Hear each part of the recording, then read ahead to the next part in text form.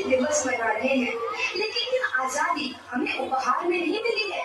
इसके लिए एक लंबी यात्रा करनी पड़ी है, आजादी की यात्रा। इस यात्रा में हजारों लाखों लोगों ने अपनी जान दी, कुर्बानी दी।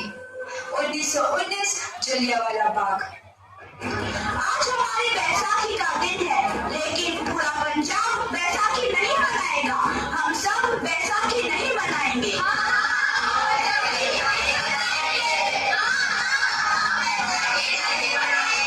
जब तक हम अंग्रेजों को भारत से बाहर नहीं निकाल देते, पूरा पंजाब बैसाखी नहीं मनाएगा। अच्छा, तो तुम सब हमारा विरोध करता है, भाग जाओ यहाँ से।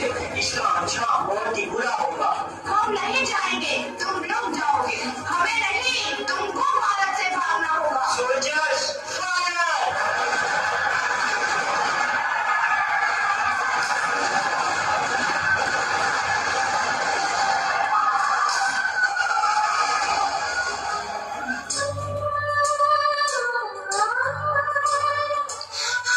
ये जमीन हमारी, ये धरती हमारी, ये खेत हमारे। अभी थोड़ी देर पहले हमारी ये फसलें लहरा रही थी, पर इन अंग्रेजों ने हमारी फसलें बर्बाद कर दी। इन अंग्रेजों ने एक ही झटके में इन सब फसलों को काट दिया। अंग्रेजों, तुम्हारे इस अत्याचार से हम डरेंगे नहीं। इस अत्याचार का बदला लेकर रहेंगे। हम आजादी लेकर रहेंगे। जलियांवाला बाग हर हिंदुस्तानी की आंख नम कर गया। इस कांड में कितने मासूमों की आहुति चढ़ गई, इतनी हैवानियत से इंसानियत कत्ल कर दी गई। जलियांवाला बाग के हत्याकांड ने आजादी की आग में घी देने का काम किया। मासूम औरतों, बच्चों की दर्द भरी चीखें और सिसकियां इनकलाब का गूंज बनकर उठी। लाला लाजपत राय, भगत सिंह, राजगुरु, सुखदेव सरीखे क्रांतिकारियों ने भारत की इस जमीन से विदेशी करेंगा को निकाल फेंकने के मंसूबे मजबूत कर लिए। 8 अप्रैल 1929 लाला लाजपत राय के नेतृत्व में साइमन कमीशन के खिलाफ एक भारी जुलूस निकाला गया। Simon commission, Simon commission, Simon commission, Simon commission, Simon commission, Simon commission, Simon commission, Simon commission, Simon commission. बेवकूफ इंडियंस, तुमको हमारी बात समझ में नहीं आती। Stop this. साइमन कमीशन नहीं मानता। अच्छा, स्टॉप दिस। लाला जी, आप आगे बढ़ो, हम आपके साथ हैं। लाला जी, संघर्ष करो, हम आपके साथ हैं। लाला जी, संघर्ष करो, हम आपके साथ हैं। लाठी चार्ज।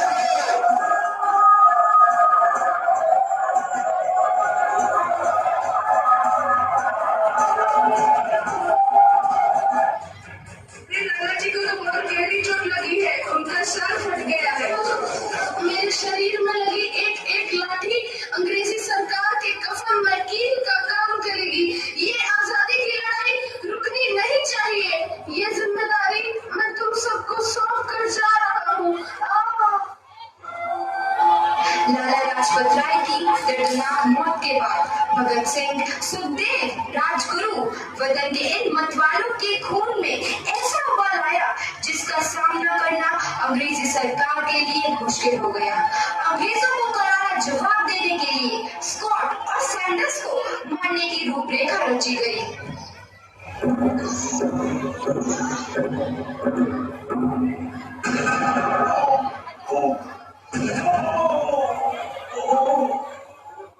सैंडर्स मारा गया। चारों तरफ तहलका मचा था। दीवारों पर लिखा था, लाला जी की मौत का बदला ले लिया गया है। भगत सिंह समेत सभी वहां से फरार हो गए। 8 अप्रैल 1929 दिल्ली में ब्रिटिश सरकार की सेंट्रल लेजिस्लेटिव असेंबली की बैठक में 2 बम धमाके की आवाज सुनाई दी।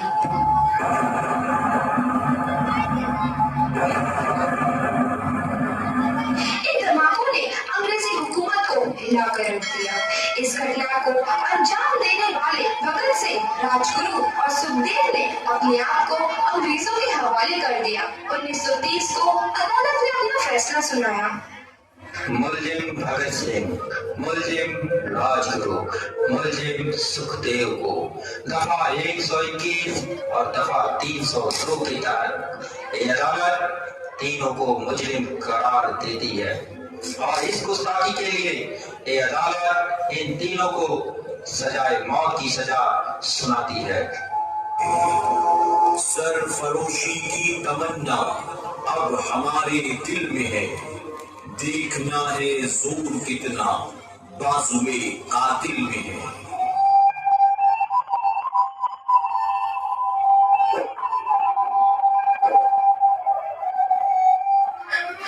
पुत्र की हाल है तेरा। मैं चंगा हूँ माँ, फिक्र करने की कोई गल नहीं। पुत्र, मेरा दिल तेरी तरह पत्थर दिल नहीं होगा। तेरी ये गला सुन के मेरा कलेजा फटे जा रहा है। माँ, मेरा दिल कोई पत्थर जैसा नहीं है, एक वतन परस्त का दिल है जो मेरे देश प्रेम के जज्बे को ताकत देता है। बेटा, मेरा लाल। माँ, आज मेरी तपस्या पूरी होने जा रही है। जे तू रोई तो मैंने तकलीफ हुई। सोच तेरा पुत्र आज शादी करने वास्ते जा रहा है। फर्क केवल इतना है, वो घोड़ी पर नहीं फांसी पर चढ़ने वास्ते जा रहा है। आज तू क्रांतिकारी की माँ है, कल तू एक शहीद की माँ होगी। माँ, पुत्र भगत, तू इतनी छोटी उम्र में हम सबको छोड़ के चला जाएगा। तूने जिंदगी में देखा ही क्या है पुत्र? मैंने अपनी माँ देखी है, जिसने मुझे एक ही बात बताई है कि बेटे, अपने देश के लिए एक बार मरना 100 बार जन्म लेने के बराबर होता है। अच्छा माँ, अब आशीर्वाद दे, आखिरी बार विदाई लेने का समय आ गया है। भगत, मेरे लाल।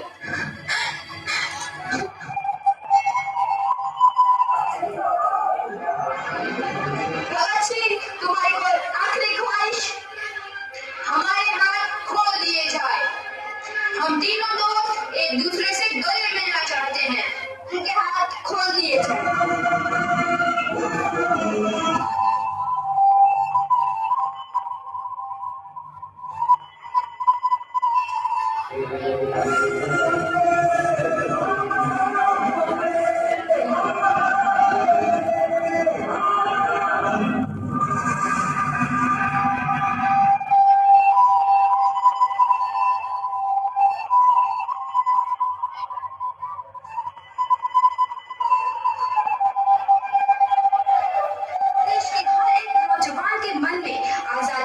नई उमंग हिलोरे लेने लगी। अंग्रेजों भारत छोड़ो का नारा जोर पकड़ रहा था। सबने एक आजाद भारत का सपना देखना आरंभ कर दिया था। हर कोई अपने अपने ढंग से इस महायज्ञ में अपनी आहुति दे रहा था। सुभाष चंद्र बोस, रानी लक्ष्मीबाई, तात्या टोपे और मंगल पांडे